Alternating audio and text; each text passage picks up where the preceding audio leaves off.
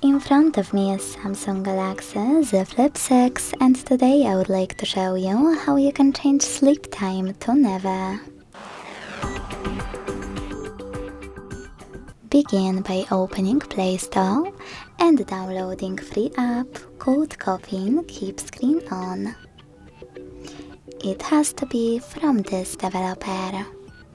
When it's ready, open it, hit OK Welcome pop-up and tap on Timeout to make sure Infinite is on.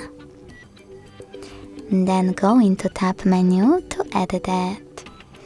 In order to do that, use this pen icon at the top right corner, hit Edit under Full, and add Caffeine shortcut by clicking on it and hitting Done. Then go back to your menu and tap on Caffeine shortcut here. Select gray switcher next to Allow permission and tap on it one last time.